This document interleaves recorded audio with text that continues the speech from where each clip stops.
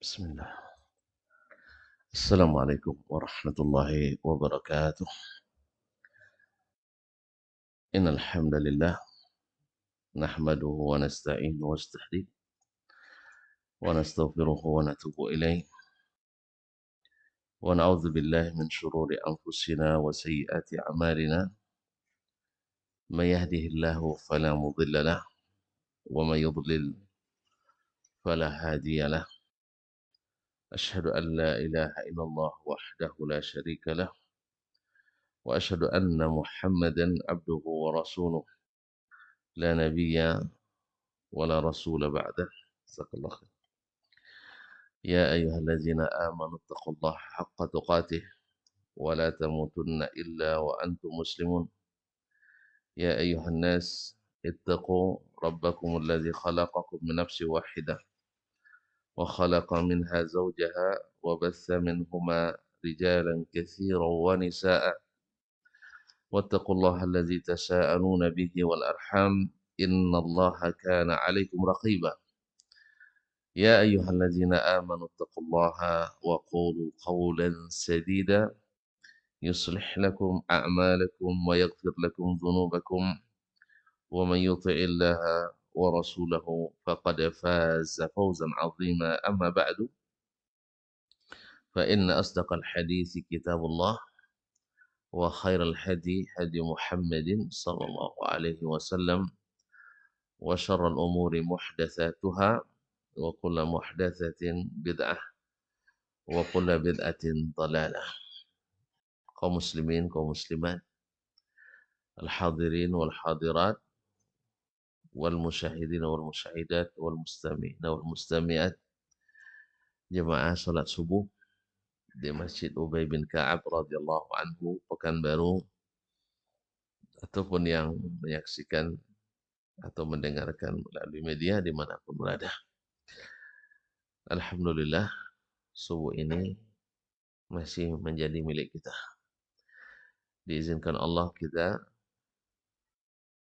untuk datang ke rumahnya setelah diberikan taufik olehnya untuk melangkahkan kaki, mengayunkan tangan, dan niat yang mudah-mudahan tulus dan ikhlas, hanya mengharap ridhanya.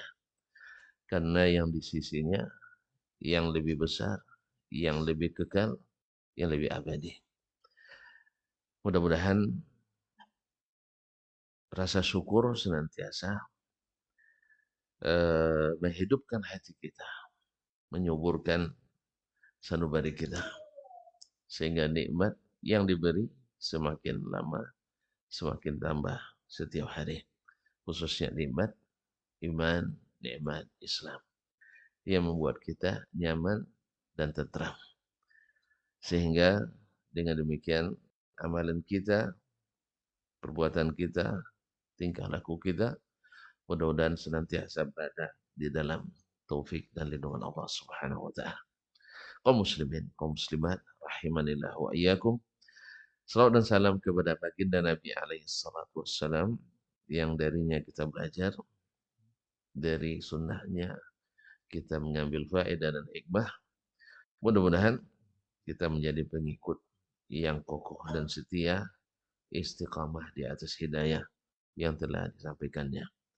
Banyak-banyaklah berucapkan salawat dan salam kepadanya, insyaallah dalam kajian ini, karena kita akan banyak berkaitan dengan sunnahnya, maka nama kita pasti akan banyak kita sebut, dan di saat itu pun kita banyak berselawat dan salam, sehingga banyak pula kebaikan kembali untuk kita. Amin. Kaum muslimin, kaum muslimat yang dirahmati Allah, para jemaah yang berbahagia, sampai pada terakhir kemarin tentang masalah surga dan neraka, dan bahwasanya keduanya sudah diciptakan Allah.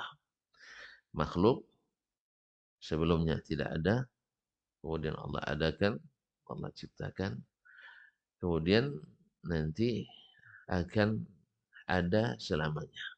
Akan ada selamanya ahli surga bersama surganya, dan ahli neraka bersama nerakanya. A'adzanillah wa iyyakum minha. Ini adalah imannya ahli as-sunnah as-salafus salih wa ashabil hadis. Yang kedua, atau yang selanjutnya Syekh melanjutkan dengan al-imanu qaulun wa amal. Al-imanu qaulun wa amal wa yazidu wa yanqus. Di antara permasalahan yang sangat penting, yang sangat berpengaruh kepada kehidupan kita dalam beragama ini adalah meyakini bahwa iman itu adalah ucapan dan perbuatan. Ucapan dan perbuatan. Sedangkan dan dia bertambah dan berkurang. Jadi qaulun wa amal yaitu diucapkan kemudian diamalkan. Dan bertambah serta berkurang. Kenapa ini diangkat? Karena ada yang menafikan bahwa siapa yang sudah berkeyakinan walaupun sudah tidak diucapkan, berarti dia sudah beriman. Ada pula yang mengatakan siapa yang sudah mengucapkan beriman walaupun tak beramal, maka imannya tetap kuat dan kokoh. Ya antara yang salat malam dengan yang tidak salat, sama sekali imannya sama. Jadi mereka sampai-sampai ada yang dengan hulu mengatakan imannya iblis dengan imannya Abu Bakar sama. Jadi amalnya iblis tidak mau sujud kepada Adam atas karena perintah Allah, itu sama dengan Abu Bakar yang senantiasa menjalankan, mengamalkan perintah Allah SWT. Karena dua-duanya sama-sama yakin dengan keberadaan Allah Tabaraka wa Ta'ala. Nah, supaya umat jangan terpengaruh oleh subuhat-subuhat, maka Syekh juga menyebutkan bahwa supaya kita tidak salah baca nanti. Ya, seperti keyakinan Murji'ah, tidak berpengaruh amal pada iman. Ya, nak beramal banyak, tak beramal sama sekali, iman tetap stabil dan statis. Makanya ketika ada yang kemarin mengatakan ada rencana orang ini mendatangkan apa istilahnya ratu kerusakan dunia, masih ingat ratu kerusakan dunia? Cepat lupakan, ini membuat rusak. Jadi di antara yang mendukungnya ada kiai nasional, masya Allah, kiai tingkat nasional. Tapi sebenarnya kalau pamor iblis saja bukan tingkat nasional lagi, tingkat ya tingkat sepanjang masa kan. Apa katanya? Bagi kita kedatangannya ada pengaruh, iman kita tetap stabil. Ya, alasannya setiap hari iblis menggoda, kita tetap on, iman kita tetap on fire gitu.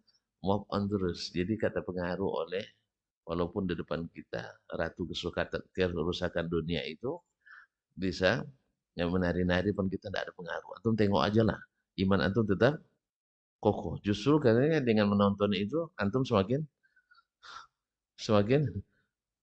kokoh. Allah musta'an. Begitulah hati yang sudah terbalik, tidak bisa membedakan mana yang ma'ruf, mana yang mungkar. Nasallallahu salamat al-afiyah. Nah, supaya kita paham bahwa amal berpengaruh pada iman, supaya kita tahu bahwa mengimani dalam hati saja tidak cukup, harus diucapkan. Kenapa dia tidak disebutkan di sini oleh beliau? Kan biasanya al-iman adalah qaulun atau tasdiqun bil qalb wa iqrarun bil lisan wa amalun bil arkan. Yani i'tiqad, keyakinan dalam hati, lalu diikrarkan dengan lisan, kemudian diamalkan dengan anggota tubuh kita. Nah, kenapa Syekh mengatakan qaulun wa amal saja? Cukup mengucapkan dan mengamalkan. Nah, kenapa? Syekh bilang tidak tahu biar cepat. Nah, kan selesai ya Nabi. Kalau tidak tahu kan langsung kita jelaskan.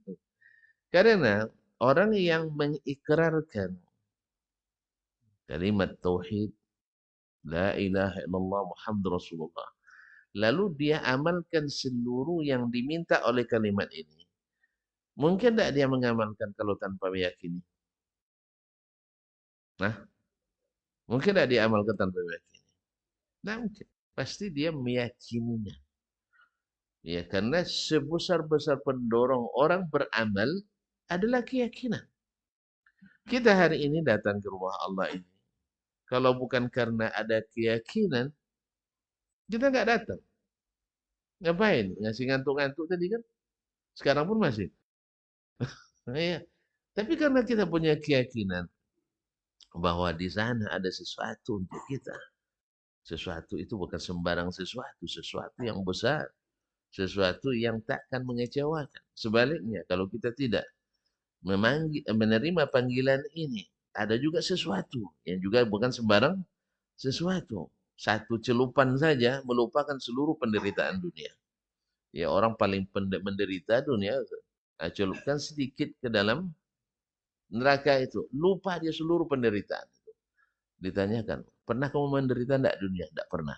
Saking beratnya penderitaan satu celupan. Tahu celupan? Hah? Ah, gitulah. Macam antum masukkan jari ke dalam gula yang sedang menggelegah. Nah, gitu. Jadi panasnya melupakan seluruh panas yang lain. Pahitnya melupakan pahit dan getirnya penderitaan di dunia ini. Oleh itu kaum muslimin, karena keyakinan itulah kita datang. Maka ketika berkata beliau sebut iman qaulun wa amal, ucapan dan perbuatan. Karena apa? Ucapan dan perbuatan itu selalu berdasarkan pada keyakinan. Makanya orang-orang munafikin, orang-orang munafikin, mereka itu malas beramal. Apa sebab? Karena keyakinan lemah.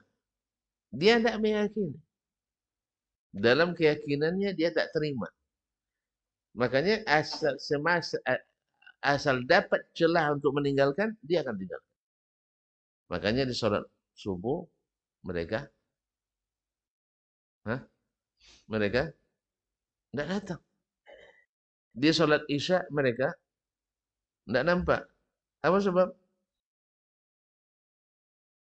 Iya kan sholat subuh kan gelap. Bisa nyerondok kan bisa. Tidak diketahui siapa yang tidak hadir. Masa tidak tahu Nabi dapat wahyu deh. Nah, ya, ya. Sedangkan di sholat maghrib, subuh juga seperti itu. Makanya Nabi katakan asyaddu apa namanya? Asyaddu salati 'alal munafiqin salatul isya wa salatu al-fajri. Salat yang paling berat bagi orang munafik itu adalah salat subuh dan salat isya. Nah, salat subuh dan salat isya. Sebab Abdullah bin Mas'ud mengatakan la yatakhallafu anha, artinya dari salat berjamaah itu illa munafiq khalisan nifaqah. Tidaklah terlambat atau tidak hadir dari salat berjamaah itu kecuali orang yang benar-benar munafik di zaman Nabi Shallallahu Alaihi Wasallam. Kalau zaman kita sama juga. Nah, janganlah saya terus sembarang nuduh orang munafik. Nah, zaman kita orang soleh pun kadang tak sholat di masjid. Sudah masuk orang soleh gitu. Orang soleh saja kadang tak sholat di masjid. Allah yang maha tahu. Tapi yang jelas Nabi Shallallahu Alaihi Wasallam ia tidak mengizinkan laki-laki sholat di di rumah kecuali sakit atau musafir. Kalau gitu sakitlah terus atau musafir terus bila kenapa rukhsah tidak sholat berjamaah. Tapi ini nah, tidak musafir kalau itu sakit. Kalau rasanya badan sehat musafir aja. Kalau rasanya badan tidak sanggup musafir sakit aja biar tidak sholat ke masjid. Tapi kalau selama masih sehat Tidak ada izin dari Nabi SAW untuk sholat di rumah. Karena supaya beda antara muslim dan muslimah. Ya muslim dan muslimah. Kalau muslimah sholatnya afdalnya di rumah. Kalau muslim afdal sholatnya di masjid. Cuman di sebagian muslimah afdalnya sholat di masjid. Muslim sholatnya di rumah. Kan ada sebagian gitu. Bang, masjid kita henti aja lah, gak ada aja lah. Abang di rumah aja. Tak ada yang jaga rumah. Ya. Dan nanti pas istrinya pulang, istri suruh masak. Harusnya yang jaga rumah dia yang masak sebenarnya. Karena sambil sholat bisa masakin air kan. Nah, kalau sekarang sudah pakai apa semua, colokan semua. Baiklah kaum muslimin dan muslimat dirahmati Allah. Qala Syekh rahimahullah. Wa min mazhabi ahli hadis. Karena judulnya Aqidatus Salaf Ashabil Hadis. Di antara akidahnya, keyakinannya, mazhabnya ahli hadis. Anna al-imana qaulun wa amalun wa ma'rifah. Bahwa iman itu adalah qaulun, perkataan, wa amal, perbuatan, wa ma'rifah. Di sini disebutkan di dalam penjelasannya yaitu ma'rifat. Ma'rifat itu di mana? Itu enggak pernah ngaji ma'rifat hakikat. Hah? Ma'rifat di hati. Jadi di hati. Akal kita di mana? Enggak tahu juga. Akal. Orang bilang di dengkul. Kalau sedang marah. Hah? Akalmu di mana? Di dengkul. Di mana letak akal? Kepala. Boleh diperiksa. Nah, ada yang bilang di otak. Dicari tempatnya di otak enggak ketemu. Kalau bahasa Al-Quran, di jantung. Lalu diterjemahkan bahasa Indonesia di hati. Maksudnya, di jantung, dan bahasa Indonesia di hati. Tidak ada masalah. Nak hati, nak jantung. Ya. Lahum qulubun la yafqahuna biha. Mereka punya jantung tapi tidak memahami dengannya. Tapi kalau untuk terjemah jantung nanti terawih orang. Dikira salah. Ya. Oleh sebab itu bahasa jantung hati. jantung hati. Biar apa? Biar tidak disalahkan orang. Ya sebab kesalahan yang sudah dari tidak bisa dirubah lagi. Biasanya kesalahan yang tak bisa dirubah lagi. Terjemahnya al-qalbu itu dengan hati. Ala kulli. Termasuk terjemahan bahasa Inggris juga. Bahasa Inggris hati apa? Sebenarnya bukan liver. Sah. Tapi one heart artinya satu hati. Heart itu jantung sebenarnya. Jadi kan, ya sih, heart itu artinya jantung sebenarnya. Yang hati adalah liver. Nah, gimana? Sesuatu yang tak boleh dirubah, bahaya ini. Bisa kiamat dunia gara-gara itu. Hah? Dua-dua tuh tidak pandai bahasa Inggris, tidak tuduh pandai bahasa Arab. Padahal waktu guru saya Inggris dulu. Cuma guru bahasa Inggris yang tidak pandai berbahasa Inggris. Karena di antara yang tidak pandai waktu itu awak yang paling, nah itu aja. Jadi serius ini. Banyak teman-teman kita pulang ke daerah atau ke negerinya, karena dia yang paling alim di situ, besar dia. Jadi mufti negara langsung. Ya. Padahal waktu belajar dengan kita sama, biasa-biasa aja. Awak karena banyak saingan, jadi ustadz desa terus kampung gitu. Jadi begitulah cara Allah mengangkat orang atau memberikan kedudukan yang apa namanya masing-masing sudah diberikannya, ditentukannya. Baiklah kaum muslimin dan muslimat dirahmati Allah. Jadi ma'rifah artinya pengetahuan, yaitu ilmu. Mengenal Allah Subhanahu wa ta'ala dan Rasulnya, dan mengenal agama Islam dengan dalil-dalilnya. Jadi apa namanya? Al-imanu qaulun wa amalun wa ma'rifah. Ilmu, iman itu adalah perkataan, amalan, dan keyakinan. Dan keyakinan. Karena pengetahuan itu melahirkan Melahirkan keyakinan. Tonton ketika belajar surut, syarat-syarat la ilaha illallah. Yang pertama adalah, saya lupa syarat. Ini tidak bisa masuk surga, nampak? Syarat la ilaha illallah. Pertama, berilmu. Setelah itu, nah, belum tanya dalil lagi. Baru tanya syaratnya. Berilmu, dari ilmu lahir keyakinan, al-yakin. Kalau sudah yakin, mesti al-ikhlas. Datang ke ihsan. Anda yakin? Yakin. Maka kita akan ikhlas melakukannya. Dari ikhlas, kalau Anda sudah ikhlas, mesti taat dan tunduk, menyerah. Syah? Nah, dan seterusnya. Jadi adalah al-imanu qaulun wa amalun wa ma'rifah. Kalau bahasa lain adalah qaulun bil lisan wa amalun bil arkan wa tasdiqun bil janan.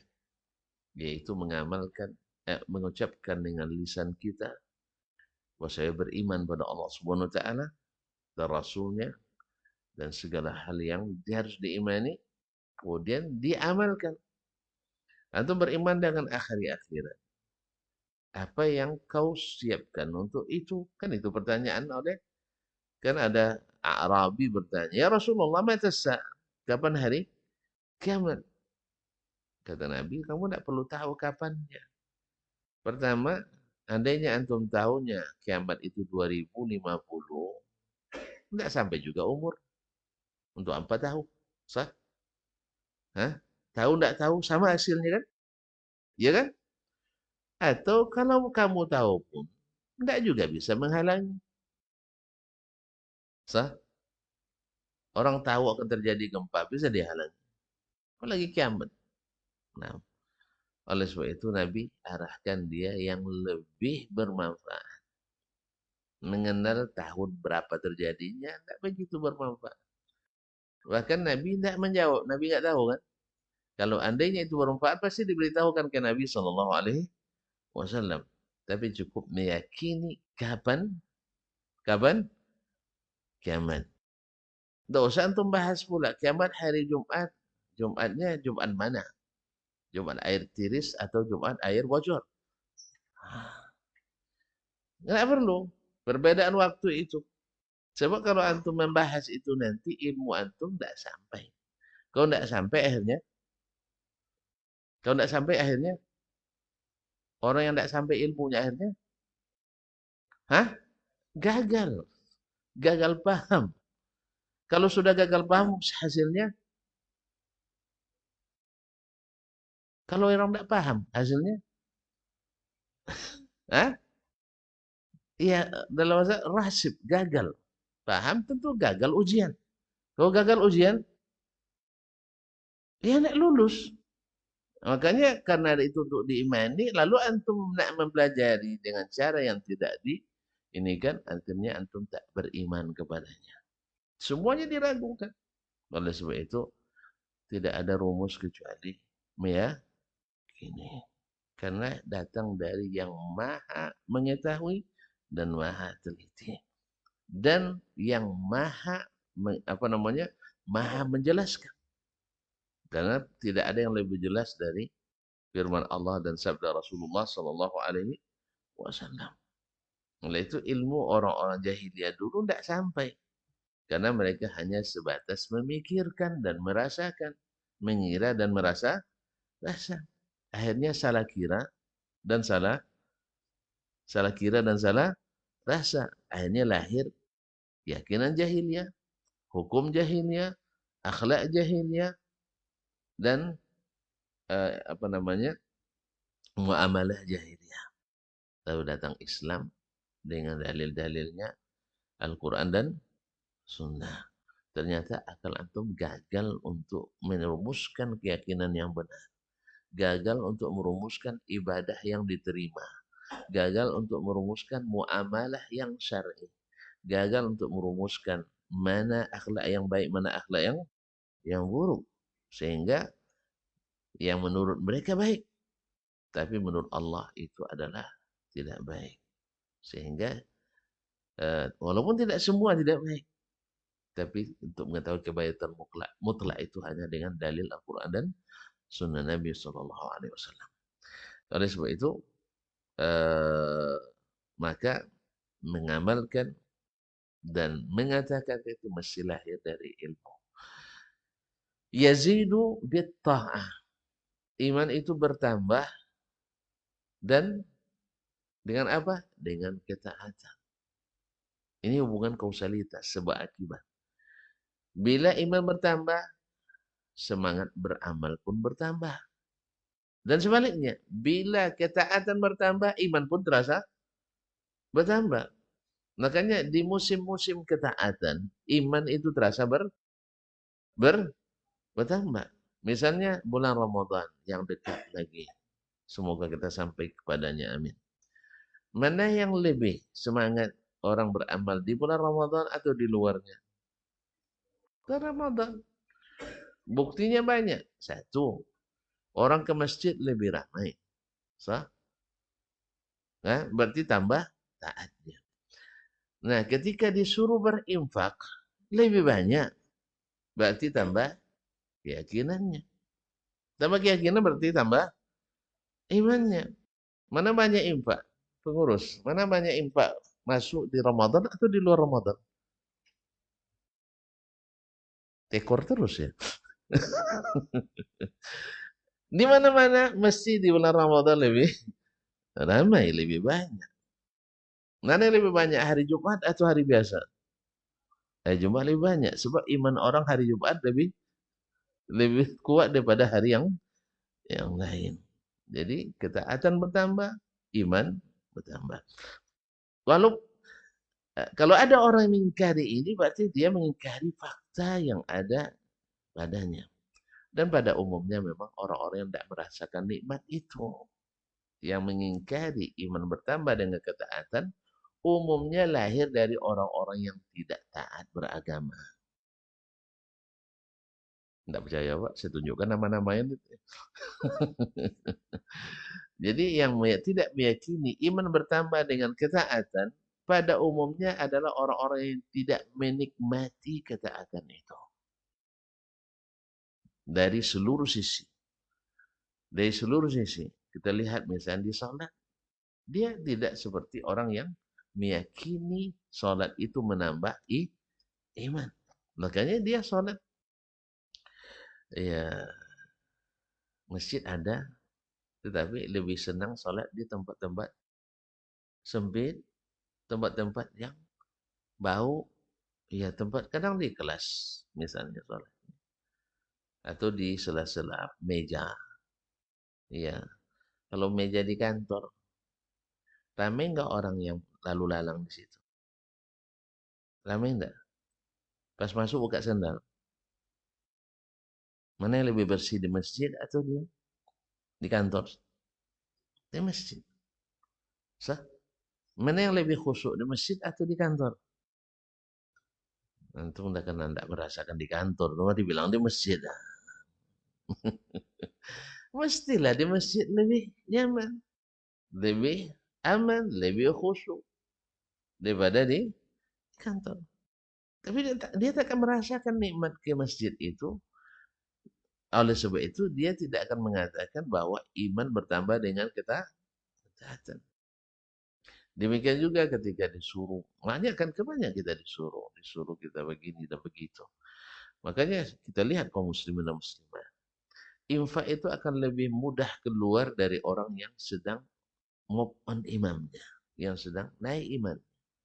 Makanya iman kita naik di musim-musim ketaatan. Kenapa iman naik di bulan Ramadan? Karena harap hari Idul Fitri ya. Oh, karena ada iming-iming pahala. Ada yang diperlombakan. Ada yang diperlombakan. Pintu surga terbuka. Pintu neraka ditutup. Syaitan-syaitan dibelenggu. Memberi makan orang puasa sama dengan berpuasa. Apalagi infak ditingkatkan ya, pahalanya sehingga kita terbukti dengan bertambahnya ketaatan bertambah iman dan sebelahnya bertambahnya iman bertambah ketaatan. Dan ini kenyataan yang tidak bisa dipungkiri oleh siapapun yang menikmatinya. Tapi siapa yang tidak menikmati seperti tadi. Dia bicara tentang masalah kiamat misalnya kapan terjadinya, dia belum menikmati kiamat, kan? Belum menyaksikan. Jadi kalau tunggu sampai berhasil dulu, ya banyak orang yang mengingkari hal tersebut karena dia tidak menikmati keindahannya. Allah musta'an. Kemudian beliau mengatakan qala Muhammad ibn Ali ibn Hasan ibn Syaqiq. Berkata Muhammad bin Ali bin Hasan bin Syaqiq al-Baghdadi, sa'altu Aba Abdullah. Saya bertanya kepada Abu Abdullah Ahmad bin Hanbal rahimahullah. Ahmad bin Hanbal, Ahmad bin Muhammad bin Hanbal Asy-Syaibani, imamu ahli sunnati bila munaza'ah. Imamnya ahli sunnah tanpa ada khilaf. Ahmad bin Hanbal. Saya bertanya kepada Abu Abdullah Ahmad bin Hanbal anil iman, tentang al-iman. Bima'na ziyadati wan nuqsah. Yaitu tentang makna bertambah dan berkurangnya. Qala faqala. Lalu Imam Ahmad berkata. Apa jawaban dia? Haddatsana al-Hasan ibn Musa al-Asyam. Jadi Imam Ahmad langsung memakai riwayat. Ya, memakai riwayat. Begitulah mereka selalu. Haddatsana al-Hasan bin Musa al-Asyam, telah menceritakan kepada kami Hasan ibn Musa al-Asyam al-Kufi, qala haddatsana Hammad bin Salamah, telah menceritakan kepada kami Hammad ibn Salamah, yaitu Hammad ibn Salamah ibn Dinar Abu Salamah al-Basri, yakni imam ahli Basra di zamannya. An Abi Ja'far al-Khatami, dari Abu Ja'far al-Khatami, an abihi, dari bapaknya, an jaddihi Umair ibn Habib, yaitu dari datuknya Umair ibn Habib al-Khatami. Qala, dia berkata, al-imanu yazidu wa yanqus. Iman itu bertambah dan berkurang.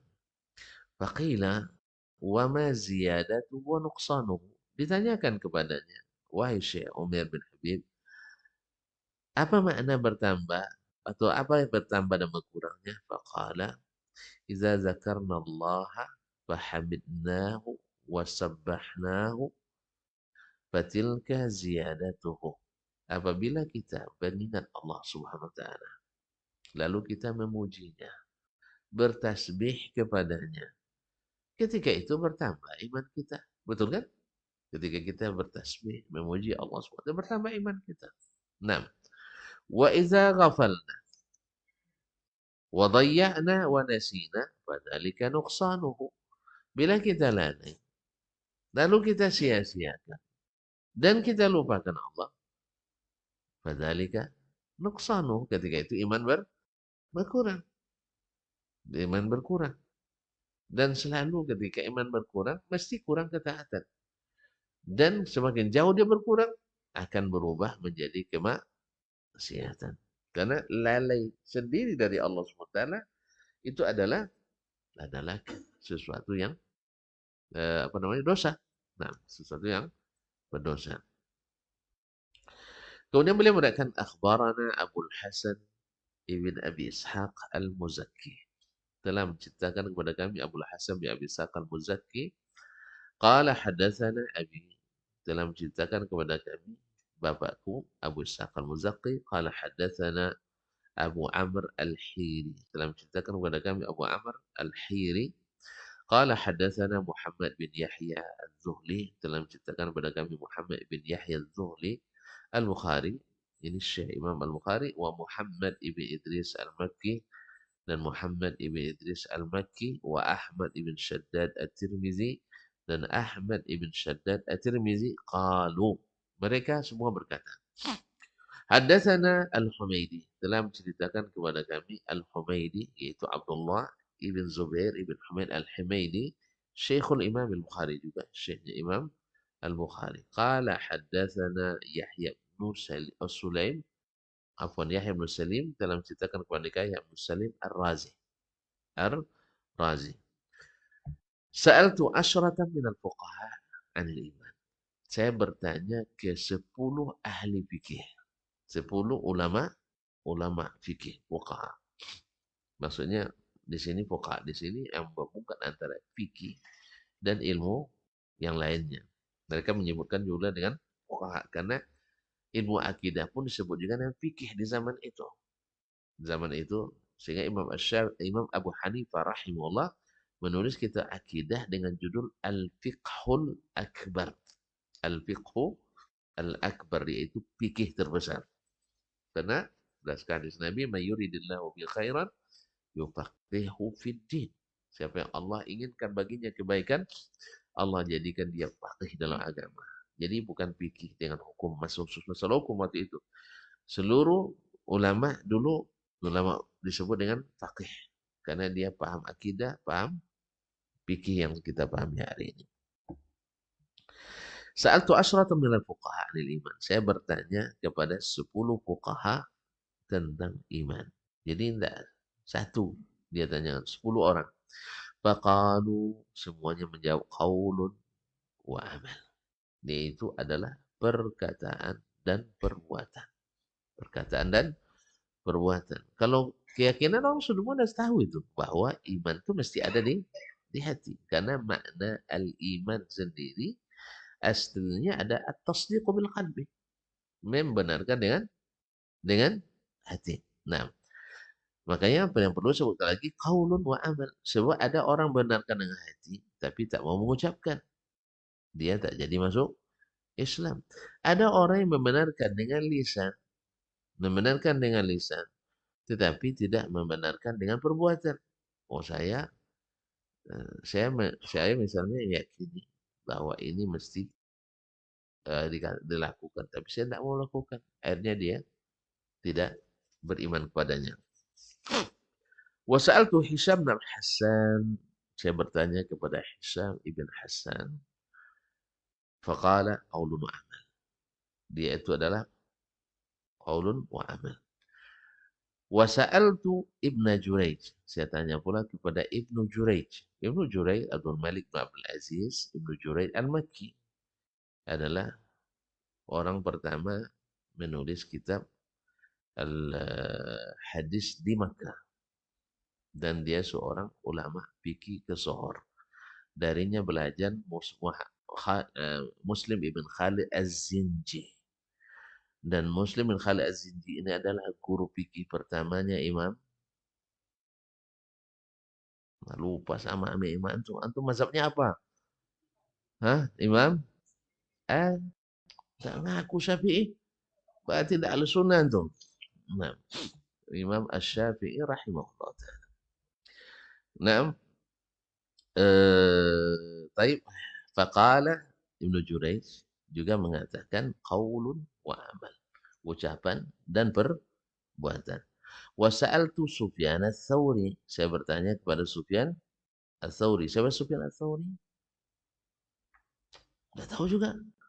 Sufyan ats-Tsauri, Sufyan bin Sa'id bin Masruq ats-Tsauri, Abu Sa'id Al-Kufi. Dia ini di masanya ada 4 fuqaha. Ya kalau boleh dikatakan imam mazhab yang 4 pula sebenarnya waktu itu. Tempat rujukan fatwa umat Islam di masanya. 4 orang. Yang pertama, Sufyan ats-Tsauri, masa gitu aja enggak menjawab. Sufyan ats-Tsauri di Irak. Jadi seluruh Irak masa itu rujukan fatwanya adalah ats-Tsauri. Yang kedua, Imam Abdurrahman ibn Amr al-Auza'i, Abu Amr ad-Dimashq. Imamnya ahli Syam. Tahu Syam? Syam itu 4 negara sekarang. Suria, Lebanon, Palestina, Jordan. Ini mereka dulu namanya Syam. Nah, imam yang jadi rujukan dalam fatwa pada masa itu adalah Imam Al-Auza'i. Kemudian yang ketiga, salah satu imam mazhab yang empat, Imam Malik ibn Anas di Hijaz. Yang keempat, Imam Al-Laits ibn Sa'ad Al-Misri di Mesir. Cuman yang tinggal mazhabnya siapa? Mazhab Imam Malik. Dzalika fadlullah yu'ti man yasha. Yang mazhabnya masih eksis sampai hari ini adalah mazhab Imam Malik atau dikenal dengan mazhab Al-Maliki. Nih, pakai enggak dia Sufyan? Sufyan pakai apa enggak? Udah lupa lagi. Kan 10 fuqaha katanya tadi. Nah, Sufyan pakai apa tidak? Poki apa tidak? Poki atau ahli agama khususnya fikih. Faqala qaulun wa amal. Sufyan Tsauri juga mengatakan perkataan dan perbuatan. Terus dia katakan wasa'altul Mutsanna ibn Sabah. Saya menanyakan kepada Al-Mutsanna ibn Sabah. Al-Kufi juga, orang Kufah. Faqala qaulun wa amal. Dia katakan qaulun wa amal. Wasa'altu Muhammad ibn Muslim At-Taifi. Imamnya ahli Khurasan pada masanya. Saya bertanya kepada Muhammad Muslim At-Taifi. Faqala qaulun wa amal. Dia juga menjawab qaulun wa amal. Taib. Kemudian wasa'altu Fudail. Saya bertanya kepada Fudail, itu Fudail ibn Iyad. Fudail ibn Iyad. Masih ingat Fudail ibn Iyad? Abu Ali Al-Makki yang digelar dengan Abidul Haramaini. Ahli ibadah dari dua tanah suci. Dua madrasah di mana? Karbala. Hah?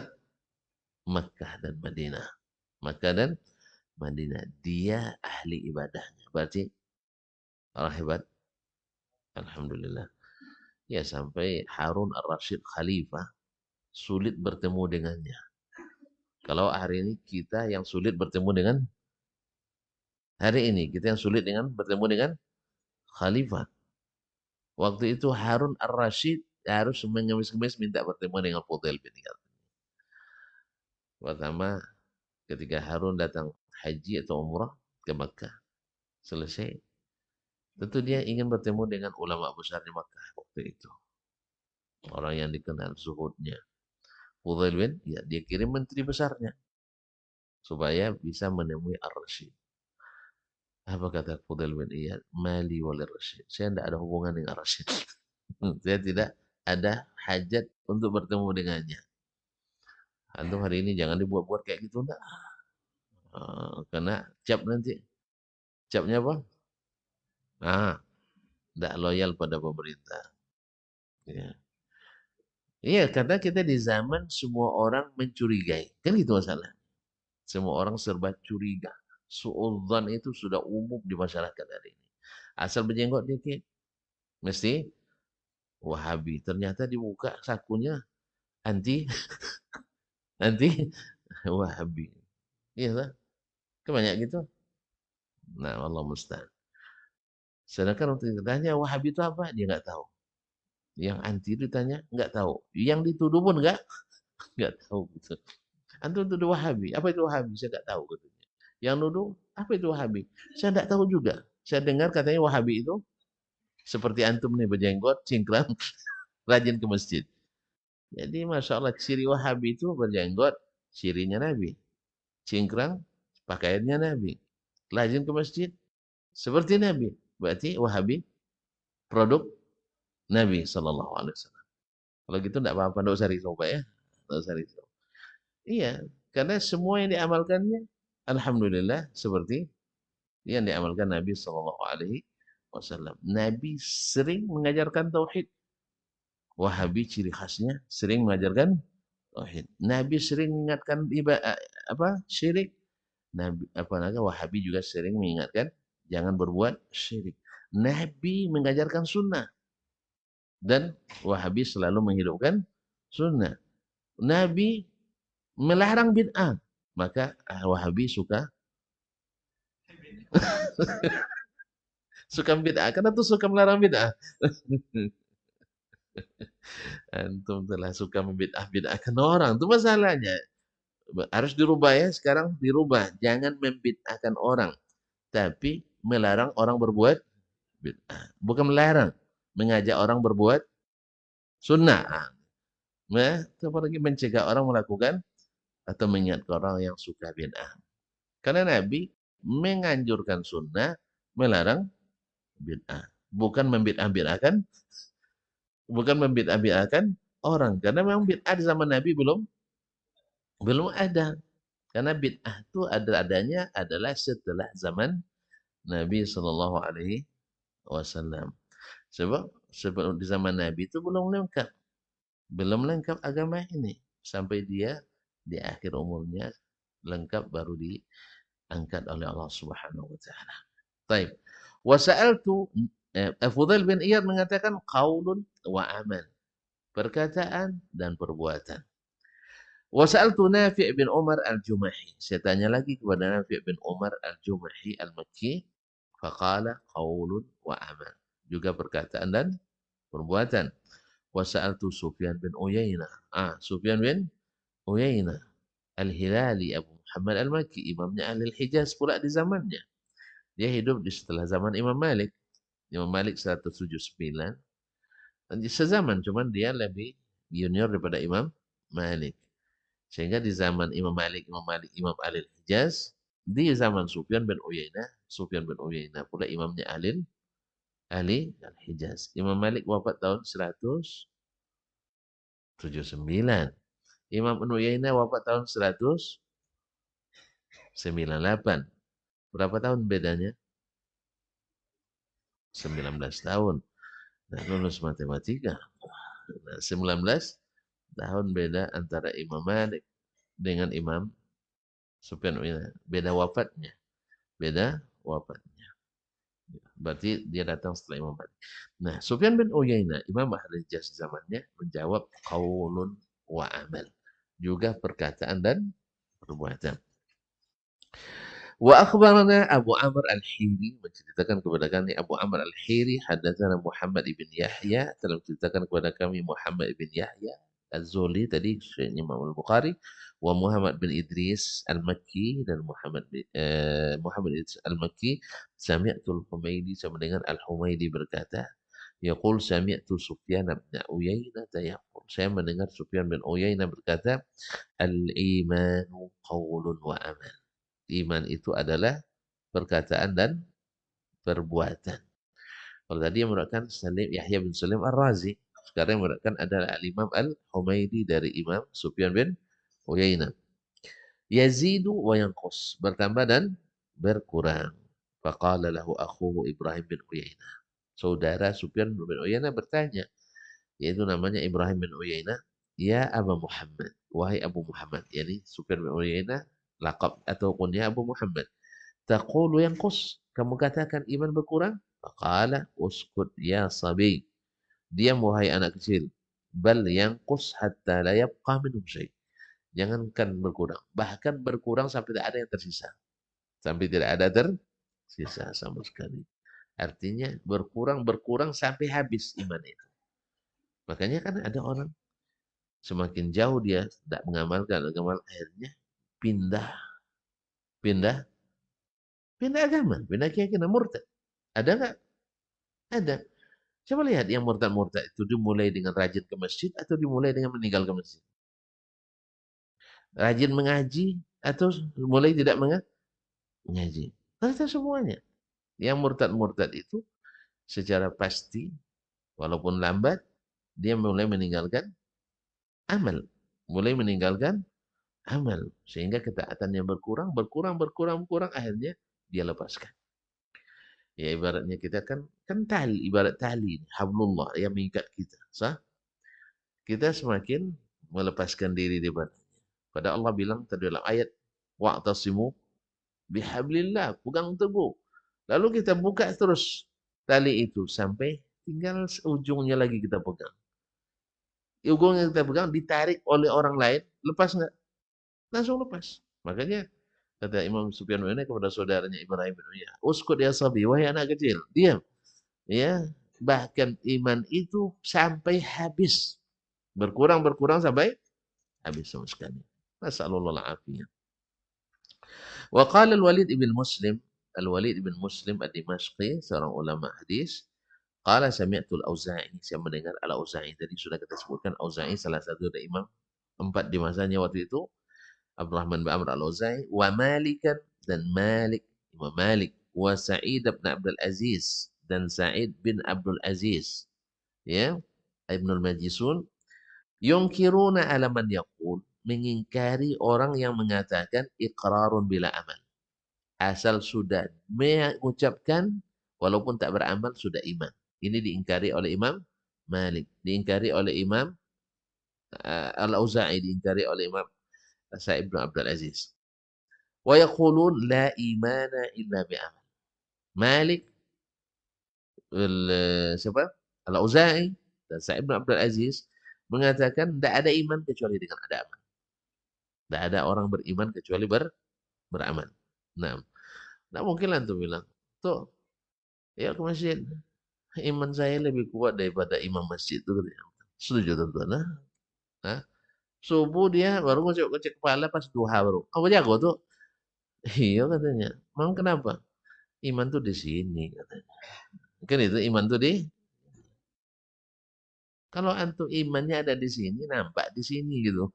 Ada ibu-ibu hari itu pergi ke Masjidil Haram pakai training kayak Car Free Day dia. Ya, ini pergi acara Car Free Day, ketemu di lift kan. Bu, kok begini pakaian? Pak, iman saya lebih kuat dari iman bapak katanya. Saya bilang kalau iman ibu lebih kuat pasti pakaian ibu lebih baik daripada pakaian saya. Iya kan? Karena Allah memerintahkan untuk menutup aurat. Terus kalau antum beriman dengan perintah itu pasti antum lakukan. Kalau tidak beriman, nah, karena iman itu melahirkan rasa cinta, rasa takut, rasa harap. Kalau antum beriman pada pejabat, pasti antum akan mengikuti apa yang diinginkannya. Karena antum takut kalau tidak diikuti, potong gaji. Ya, nah? Kalau tidak loyal akan dijadikan antum ilegal. Kalau tidak berharap kepadanya, antum terjarab. Oleh sebab itu makanya orang beriman mesti mengikuti. Nah, taib. Qultu faman kana.